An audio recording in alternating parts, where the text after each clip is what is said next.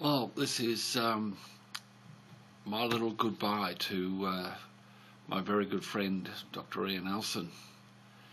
Ian and I go back almost 25 years. I distinctly remember the first time we met. Ian was down in Melbourne working for ICI, and him and I were introduced as people interested in the membrane business, and we went out to a Malaysian restaurant called Little Malaysia. We found that the local beers were pretty good, nice and cold. The food was okay, plenty of spice to justify some extra beers. And at the end of the night, we finished off by knocking off, I don't know how many Drambuis, but it was a lot. Ian always accused me of having poisoned him with his allergy to scallops. But I don't know, Ian.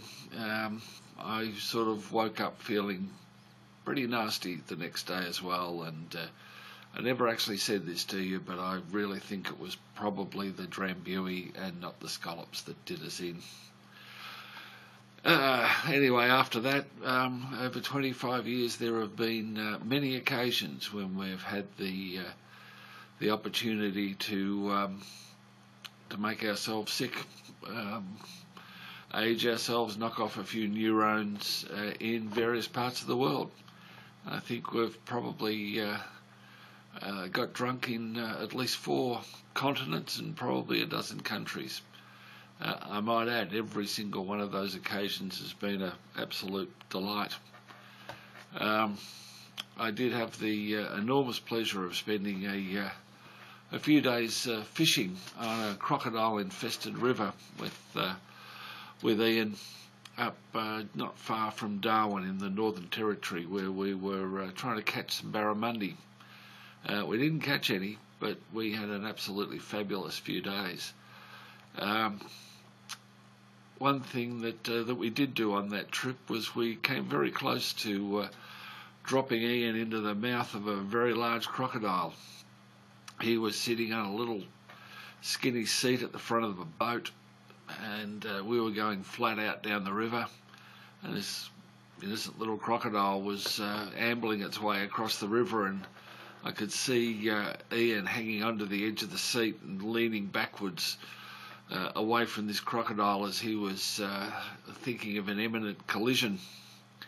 The boat driver couldn't see the crocodile because Ian was in the way, and I was shouting at him, but he couldn't hear me over the motor.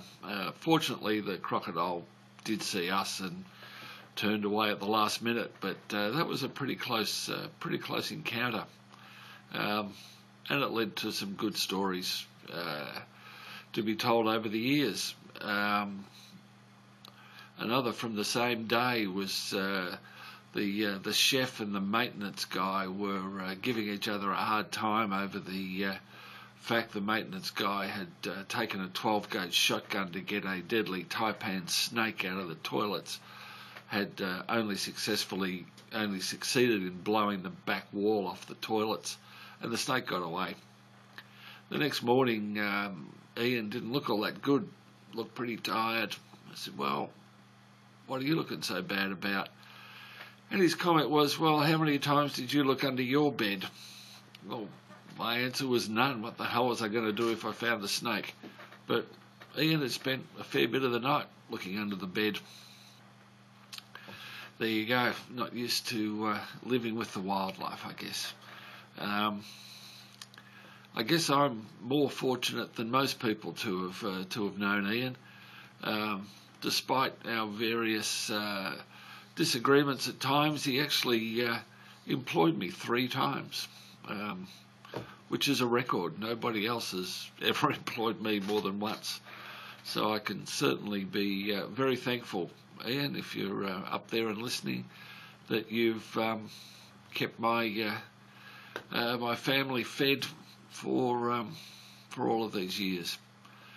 And mentioning families, Mary, Emma, Hattie, Will, you've been through more than anybody should ever be asked to go through. It's been a really tough couple of years for you, I know, and I admire the Elson family. I always have. Wonderful, wonderful people, and Ian was never short of letting the world know that he loved his wife and kids, and he certainly did, and you're all an absolute credit to him. I know he was proud as punch of all of you. So there's a couple of little stories, and now I'm prepared to say goodbye to Ian. I'm going to go down to the local bar.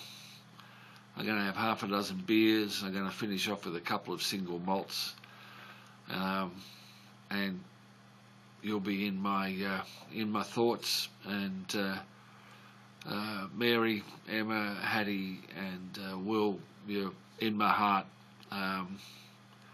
If you ever want to come down here, you know where we are in Melbourne. Just let me know you're coming. Turn up on the doorstep, and there'll be a feed, a beer, and a bed for you.